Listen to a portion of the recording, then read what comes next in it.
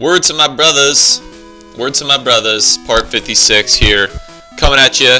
Taking on all these Pokemon trainers across these routes. I mean, like, there's part of me, just for your guys' sanity and partly for mine, that I almost want to skip through this. As I said, I think there's potential to have like 16 trainers throughout this entire stretch, which is just absolutely ridiculous. So I probably should teach Sunflurry Giga Drain at this point. Don't really need Mega Drain in here. And somehow it did that much damage. I am very surprised by that. Okay, well, it's not going to use a purposeful move. It's just going to use freaking Leer. But, like, we got like 14 more trainers to take down just before we get to Lavender and even run into... I gotta get that experience card or whatever that thing is, get the Poke Flute, wake up Snorlax. Before I do any of that, I'm going to have to go through all those guys. And, I mean, hey, I want to explore everything. We want to catch them all. Obviously, Chansey and Aerodactyl are part of that venture to catching them all. So, those are the only places really to do that. Off screen will be getting Slugma and doing those things. We got Houndour and Murkrow, so I've been making good gains. Good Corsola as well. Wow, Schoolboy's got 10,000 or 1,000 just to give away. So I'm gonna skip some people that I can. Look at this, weaving through peeps. You guys only care about Chanseys, I bet, anyways. Nidorina. But I believe up there on the first route, I think is like a PP up or a calcium or something like that that you can get, but you're gonna need cut to get there. So I essentially just ignore it. What the heck? I'll face you. I wanna be his dreams to fly. So a couple interesting things I was reading up about Chansey, just getting acquainted with it. Chansey is obviously one of the most popular Pokemon within the Pokemon series. Part of it has to do with longevity. I think a part of it has to do with, it got established as just this, it is a very happy Pokemon. In its description, it says, few in numbers, difficult to catch, and I think, like, something like it, the other people in its party feed off of its happiness, or benefit from its happiness, or something like that, which is pretty cool. I don't know if that's actually truth, or if your friendship levels and happiness levels do go up. If you have a Chansey in your party, so if you're trying to raise Pokemon by friendship, that increases stats. I don't know if that's the case in the second gen, but that's at least its description here in the second gen. That's why it's nice to have Sludge Bomb right now. But starting out here on the Route 15, one of the weird things, 6 trainers you can get in Route 15 we're running to. There are a couple school teachers. I think it's like the only location in the game where school teacher is a potential enemy. Okay, so right there, you can see just north of me currently in that patch of grass is a person looking for a Chansey. They are searching really long, really laborious search for him and cannot get it. So if you get your Chansey, you can trade for the Aerodactyl. Only opportunity to get an Aerodactyl, so it's worth it. Flying rock type, just cool. Aerodactyl is kind of a mythical Pokemon, obviously a fossil Pokemon.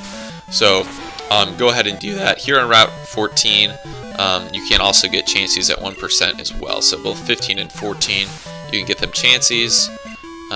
Then Route 13, you can get a Calcium. So we will deal with that a little bit later. I need a Pokemon with Cut, obviously, and if you have Cut, you can also sneak behind that trainer. So they do make it possible for you to get past trainers. I'm just going to do a little bit of training, not too much. Don't want to bog it down, because we also got to go on that fishing bridge. I don't really know if it's coined that. On Route 12, where you can get Super Rod from the person in the house. So we will have some more battles to go on there as well. So grass on grass. Grass on grass on grass. Like Lil Wayne, Wheezy, Toonchi.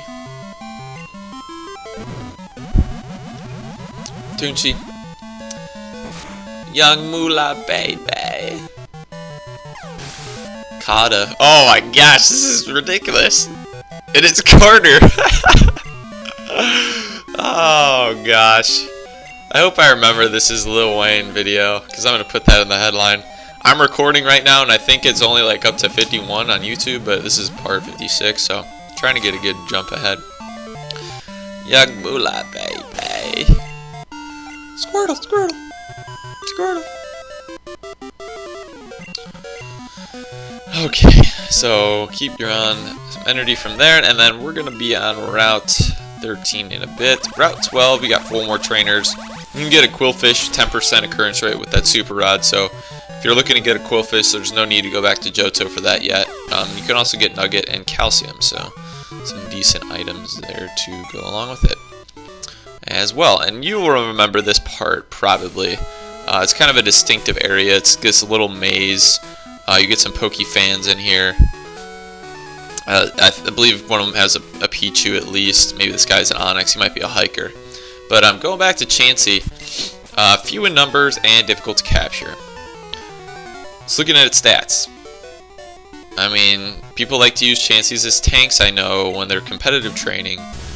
Obviously, not going to be really a great option using special attack and things of that nature, but 610 to 704 HP. Holy dickens. 704 HP is his potential highest HP numbers. Like, why is that even allowed? Why is that a thing?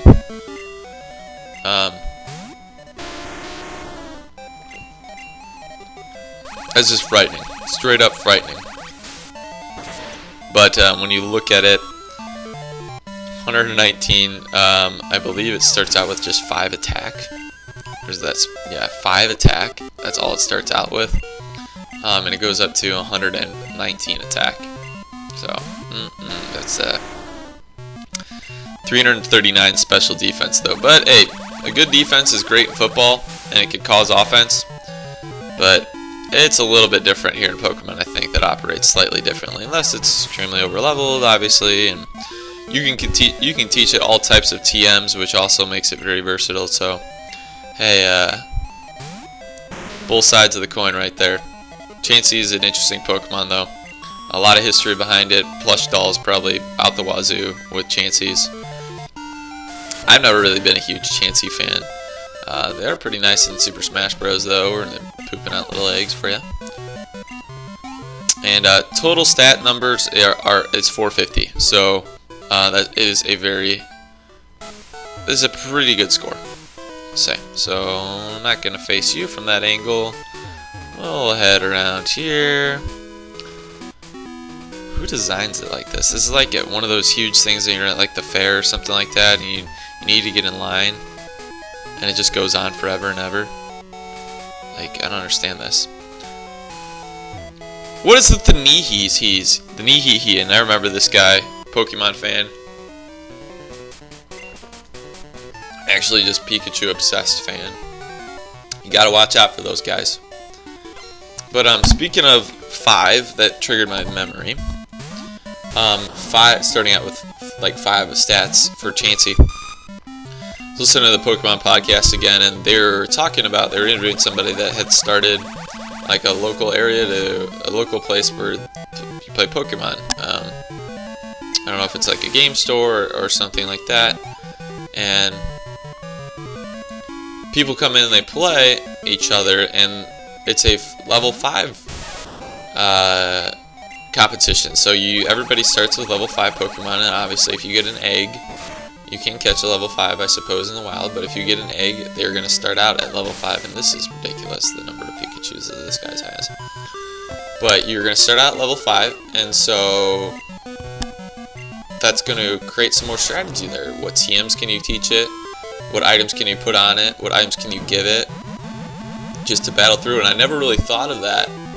But I mean, I guess you can kind of say the same thing in playing RTS by isolating tech trees and preventing tech tree from advancing. You can do that Tiberian Sun for sure, which is pretty fun. Age of Empires, and it adds a different type of strategy. Maybe it's just infantry only battles, or things like that, and that can introduce a whole new approach to playing that I didn't really think about. So I wish I was more aware of those things around here where I live. I'm sure there's opportunities for that, but I don't know if I'd call my area, not a nerd area, but wanting to do things like that. I feel like my area is where I live in a little bit more basic Call of Duty. Not knocking the game at all, but once you reach a certain age, playing some video games is just excused. It's simply accepted. But you play a Pokemon game, and you are,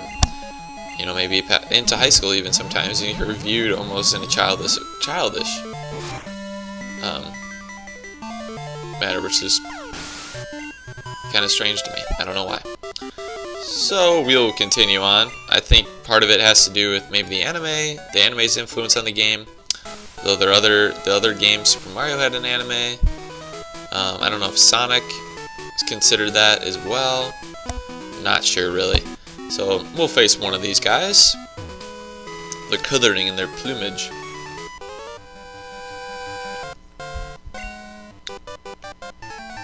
Alright, so talk about some news real quick. So I was just looking on Bulba News and keep you guys updated a little bit. Came out on, looks like Friday, June 24th. Originally reported on Nintendo Australia and New Zealand. Shiny Machamp based on the one used by Mark McQuillan in the 2015 Video Game World Championship distributed at the Australian National Championships 2016. Can be obtained in Pokemon X, Y, Omega Ruby, or Alpha Sapphire. So apparently this guy is some like legendary special, or legendary Machamp. It's got Stone Edge, Wide Guard, and Knockoff, and Dynamic Punch, and the ability No Guard. But hey, you can get this shiny Machamp available. I think it is a little bit greenish, and it says that it's probably the one distributed at national championships in the UK, France, and Germany. Also, it is original trainer Screen Pika's and trainer ID 05146, and is caught in a Cherish Ball. I've only ever run into 2 shinies ever in the wild. I ran into a Rattata. Yeah, I know, right? Like, it's the complete... It's like an oxymoron, almost. I ran into Rattata shiny, a Rhyhorn shiny. You can get some items here, obviously. And that was it. Those are my 2 shinies. Obviously, I'm not counting Gyarados, because that's like a necessity to run into it. But shinies... I don't even know the occurrence rate of running into a shiny, but I wish I still had that. I mean, it was a cartridge that I had it on. I was playing on a cartridge, so I wouldn't expect myself to still have it. If I had an emulator, I definitely would take a picture of it, and I'd probably like put it on Photoshop and like boss it up or something like that. But I've never run into a shiny on a emulator, and I've probably played similar amount of hours of Generation 1 or 2 on my emulator as at my actual Game Boy. I'm not sure if that's completely accurate, but I wouldn't mind seeing like a shiny Marill or something like that when I go out to Mount Mortar. We'll see. Whoa, ESPN. Alright, Djokovic is hanging in there. He was down 2-1 to Sam Querrey. So now we're in the 4th set. It looks like he won the 3rd set. And he's battling back in the 4th set. Apparently the update said he's fired up. So, looks like some more news here. Dang it. Nintendo will operate in Greece and the Balkan region again in October 1st. So CD Media and Nintendo collaborate to release future software titles and platforms. Economic problems in Greece kind of halted its operations December 31st, 2015. And that area includes Greece, Bulgaria, Cyprus, Albania, Macedonia, Romania, Croatia, Slovenia, Bosnia and Herzegovina, Montenegro, and Serbia. So, I believe they were all at one time a part of Yugoslavia. Obviously, in Command & Conquer Tiberian Dawn, we play Yugoslavia. But CD Media is kind of like that eye logo. I don't know if that's familiar with you guys, but they're starting up again in Greece. So this guy's a fishing guru in his house over here. So he's going to pass along the Super Rod, which allows you to catch Pokemon with the rod up to level 40. So that is a pretty hefty level right there. And same approach. You don't really need to do anything like in Generation 3. And you can just run into Pokemon. So now we can get Quillfish. I feel so content. I thought he was gonna say continent. Continent. Jeez, frick. Confident. So content. Maybe he has incontinence. Maybe that's what it is. Send out Magikarps. I don't have time for Magikarps this late in the game. This late in the game. Alright. But, shortly after this, we will be prepping for Pallet Town, Diglett's Cave, Snorlax, getting Gold Wing. Please don't say you have 3 more Magikarps. I can handle some Quillfish. I can handle some Pufferfish action.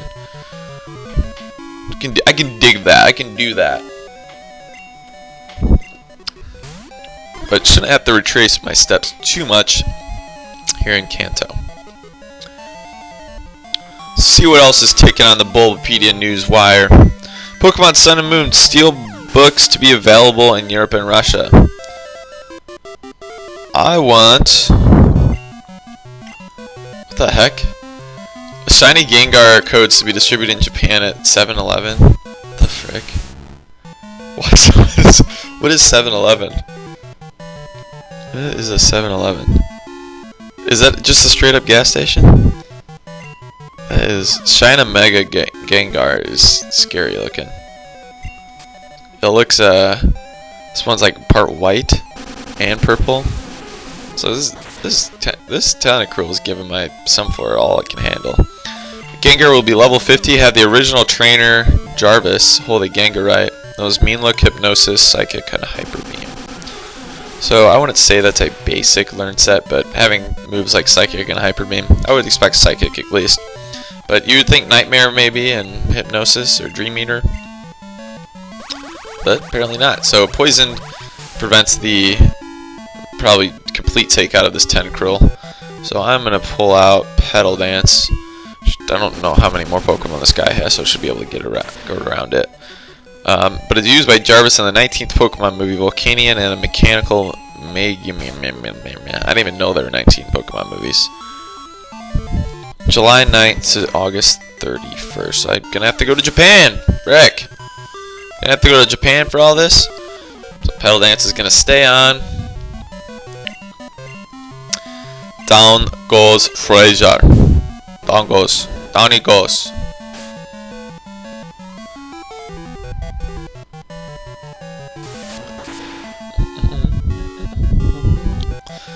You playing on the radio, man, and you not focusing on your battles, your Pokemon are not going to respect you. Not one iota. So this route over here, not going to quite explore that yet. Keep going north, and it doesn't look like I'm going to be able to avoid him, unfortunately. Ugh. Ugh. No more trainer battles. I'm running out of patience. Running out of patience. I don't have patience for you right now. Fisher Martin. But I was talking to Cookie Monster Slayer if he wants to do a little co-op action. Hey, I'm down. If any of you guys are still watching this at 19 minutes into the walkthrough, you want to do co-op with me? You want to Skype in? You want to join in on the fun? I'm more than willing to have that happen. I think it would add a nice dynamic to the game. I'm trying some new things out when I'm recording the upcoming walkthroughs after Tiberian Dawn and Pokemon Silver. So you want to add that to the mix? Be my guest. We can do that. Hook me up. I can get my contact information out to you, and we can get set up on Skype if that's the easiest method for you. I'm getting super lazy right now. I'm like gripping my microphone, just like I'm about to take a drink out of it, and holding it up to my face because it's not a very long mic. Ralph, what's up? I'm doing alright. Goldeen, that sounds fun. That sounds fun that you have a Goldeen and a Hoppip. Or did you almost catch one? I don't know. It's usually the issues that are venting to me about how they almost caught a Hoppip or they almost got a yada yada. I'm like, yeah, great. So fishing spot. I don't really know if there's any increased occurrence rate or anything. What's going on there? But I'm gonna totally avoid this guy. I'm gonna go to Lavender Town now. So we're back in Lavender Town. We're going to take care of some errands next time. Thanks for watching part 56. And then we'll be moving on to Pallet Town, or Pewter City. Kept saying Pallet Town. Pewter City very shortly.